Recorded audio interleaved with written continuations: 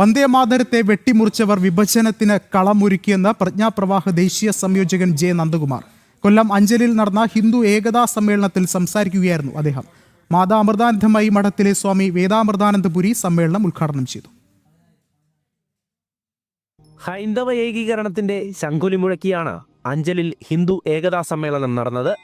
മാതാ അമൃതാനന്ദമയി മഠം സ്വാമി വേദാമൃതാനന്ദപുരി സമ്മേളനം ഉദ്ഘാടനം ചെയ്തു.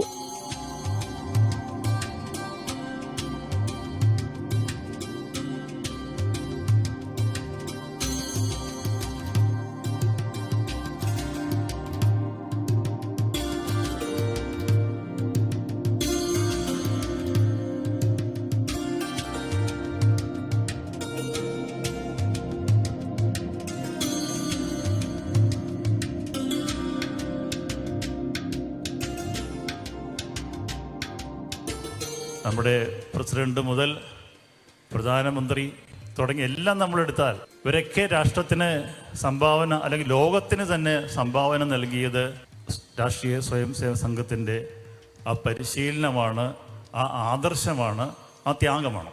ത്യാഗേനൈകേ അമൃതത്വ മാനുഷു എന്ന് നമ്മുടെ വൈദിക മന്ത്രമുണ്ട്. പ്രജ്ഞാപ്രവാഹ് ദേശീയ സംയോജകൻ ജെ നന്ദകുമാർ മുഖ്യപ്രഭാഷണം നടത്തി.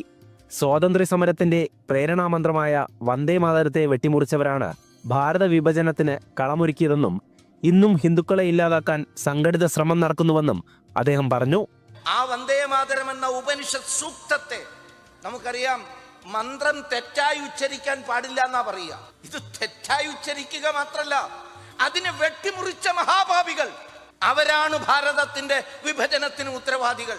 വന്ദേമാതരം ഉണർത്തിവിടുന്ന ദേശീയ വികാരത്തെ ഇല്ലാതെയാക്കുകയും അതിനെ ദുർബലപ്പെടുത്തുകയും ഒരു വിഭാഗം സംഘടിത മതന്യൂനപക്ഷത്തിന്റെ ഹുങ്കിന്റെ മുന്നിൽ മുട്ടുകുത്തുകയും പ്രീണിപ്പിക്കുകയും ചെയ്തതിന്റെ ഫലമാണ് പൗരുഷം ചോർന്നുപോയ നമ്മുടെ ഈ നേതൃത്വമാണ് ഭാരത വിഭജനത്തിന്റെ കാരണക്കാർ.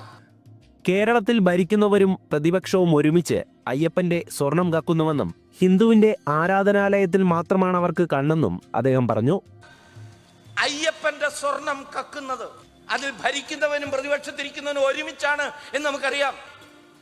ഇവരൊക്കെ കക്കുന്നത് എന്താണ്? ഹിന്ദുവിന്റെ സ്വത്ത്, ഹിന്ദുവിന്റെ ആരാധനാലയങ്ങളിലെ ധനം. ഹൈന്ദവർക്കിടയിൽ ജാതി വിഭാഗീയതകളില്ലാതായി സാമുദായിക ഐക്യം സാധ്യമാകണമെന്നും ഹിന്ദുത്വമെന്ന പാരമ്പര്യത്തിലും തനിമയിലും മുന്നേറണമെന്നും അദ്ദേഹം വ്യക്തമാക്കി. നിരവധി പേരാണ് അഞ്ചലിൽ നടന്ന ഹിന്ദു ഏകതാ സമ്മേളനത്തിന്റെ ഭാഗമായത്. ജനം, കൊല്ലം.